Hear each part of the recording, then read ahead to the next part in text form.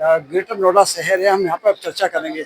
UP international trade show लगा हुआ है, ये 3rd एडिशन है। यहाँ पर हम बात करते हैं एक जो धूप बत्ती अगरबत्ती से संबंधित एक स्टॉल लगा हुआ है, उसी से संबंधित बात करते हैं कि इनके जो क्या-क्या प्रोडक्ट हैं, प्रोडक्ट में क्या खूबियाँ और इस बार इन्होंने क्या ऐसा प्रोडक्ट लॉन्च किया है जो दर्शकों को अपनी ओर आकर्षित कर रहा है। भाई साहब, हमारे लिए सबसे पहले जो हमारे दर्शक हैं उनके लिए अपने विषय में अपना परिचय दीजिए सर। जी सर, मेरा नाम कुशेंद्र विश्वास है। मैं यहाँ पे एज अ प्रोजेक्ट मैनेजर काम करता हूँ। यहाँ पे मेरी job role profile project manager की है।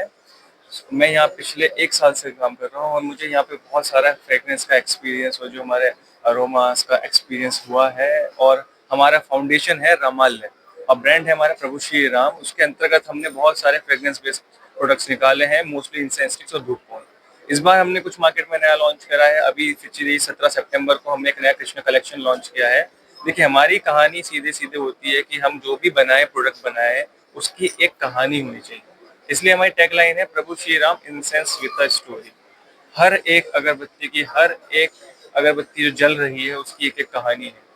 वो हम कहानी को क्या कर रहे हैं कि हम उसको मॉडर्न एज, जो हमारी मॉडर्न एज है वो अपने रूट्स को भूलती जा रही है, हम उसको कैच करने की कोशिश कर रहे हैं और उसको हमारी भक्ति और स्पिरिचुअल पार्ट से जोड़ने की कोशिश कर रहे हैं। यही हमारा मोटो, यही हमारे फाउंडर का मोटो है। हमारे फाउंडर का यही थॉट है कि हम इस मॉडर्न एज को कैसे भक्ति की तरफ ले जाएं और किस हिसाब से उसको फ्रेगनेंस बेस के हिसाब से बनाएं। श्री कृष्ण लीला कलेक्शन जिसका क्या है, इस पर प्रकाश डालिए थोड़ा सा मैं इसका बता देता हूँ, बॉक्स लेके बता देता हूँ आपको। देखिए, जैसे कि आप देख सकते हैं, ये एक कृष्ण लीला कलेक्शन से मेरा जो कहने का तात्पर्य होगा कि ये वो कलेक्शन है जिसमें हमने कृष्ण जी के बारे में बताया, उनकी लीलाओं के बारे में बताया, इसलिए इसका नाम श्री कृष्ण लीला कलेक्शन।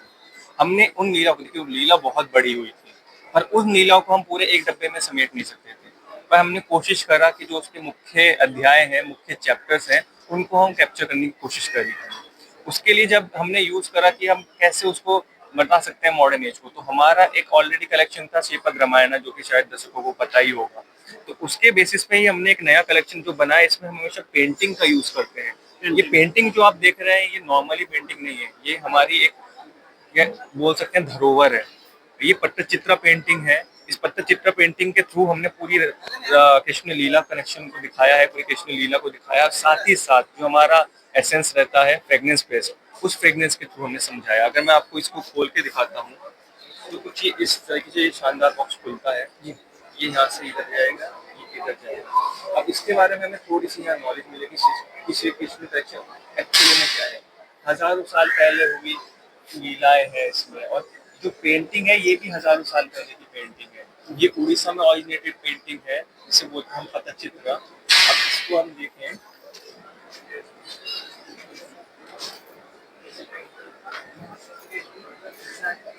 ये कुछ हमारे कलेक्शंस हैं। जैसे कि अगर मैं एक एग्जांपल दूं आपको, ये है मेरा कालिया मर्दन। ये बहुत ही मुख्य एक अध्याय था जिसमें श्री कृष्ण जी ने कालिया को उसको मोक्ष प्रदान किया था। अब देखिए, इसमें मुझे जो पेंटिंग है इसमें समझ में आ रहा है कि हाँ, ये वही पेंटिंग है जिसमें हमें समझ में आ रहा है कि कालिया नाथ का जो हुआ था, ये सारा के सारा अध्याय इसमें हमें पता चल रहा है। अब ये हमने बता दिया कि हाँ ये ऐसे ऐसे है, पर इसका एसेंस हम कैसे दे सकते हैं मॉडर्न एज को। उसके लिए हमने इसको बनाया है कि इसको हम खोलें। खोलने के बाद इसके अंदर से एक और पेंटिंग निकलेगी, सेम ऐसी पेंटिंग निकलेगी। और उसके अंदर निकलेंगे ये हमारे इंसेंस। ये हमारे इंसेंस निकलेंगे इसके अंदर। ये हमारे कुछ इस टाइप के इंसेंस होते हैं।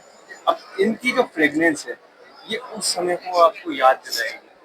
आप महसूस कर सकेंगे उस समय की जो एनर्जी है, पॉजिटिविटी है, उस चीज को आप महसूस कर सकेंगे। इस हिसाब से हमारा सारे कलेक्शंस बने हुए हैं। अब अगर हम बात करें कि कोई और चैप्टर देखे जाए तो ये एक हमारा एक और चैप्टर है। हाँ, ये अलग दिख रहा है। इसमें देखिए कृष्ण बलराम। अब कृष्ण बलराम का एक बहुत बड़ा महत्व रहता है कि कृष्ण बलराम में रहता है कि हमेशा से इन्होंने भाई का महत्व बहुत दिखाया है। अब यही दिखाने के लिए मॉडर्न एज को कि वो भाई भाई का कम होता जा रहा है। जी, कृष्ण बलराम एक अपने आप में एक आइडल बन चुके हैं।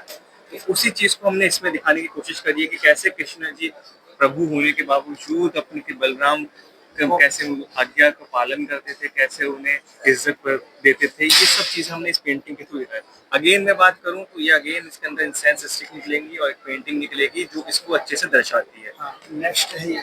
नेक्स्ट हमारा इसमें आ जाता है, अच्छा ये जो है सीक्वेंस में अभी रखी नहीं है, पर सीक्वेंस में निकलता है, ये आकाशवाणी।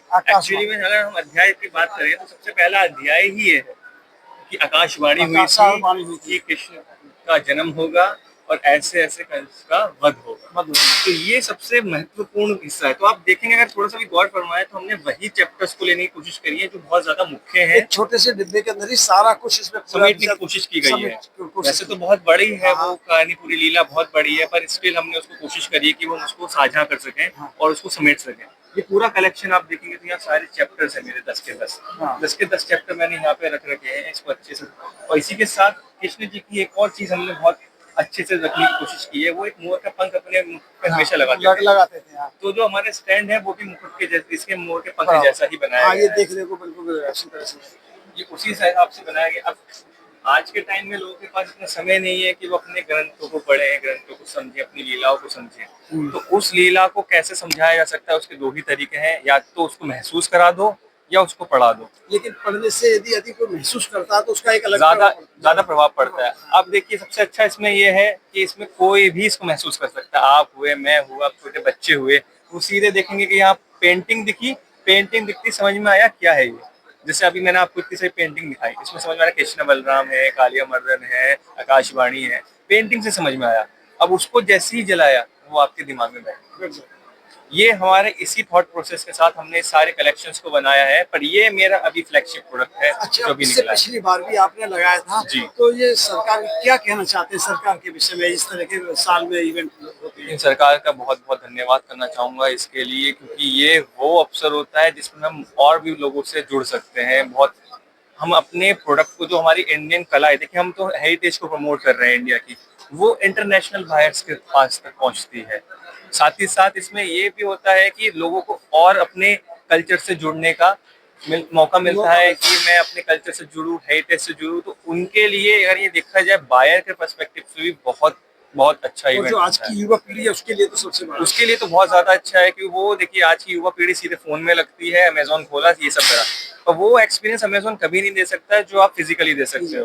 तो एक्सपो मार्ट में ये हमारा बहुत फायदा हो जाता है लोगों को, सारे बायर्स का, सारी युवा पीढ़ी का, कि वो देखते हैं सारे स्टॉल्स लगे हुए हैं और सबका आनंद ले सकते हैं। साथ ही साथ वो अपनी, अगर कैसे हमारा कोई जैसे कोई स्टॉल मिल जाए तो अपनी धरोहर, अपनी हेरिटेज को फिजिकली समझ सकते हैं और हमारे थ्रू अच्छे से समझ सकते हैं। अमेजोन पे वो पढ़ के खत्म करेंगे, हम समझाएंगे वो बेहतर समझेंगे।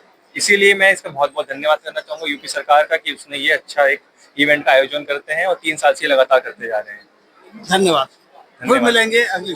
बिल्कुल, थैंक यू।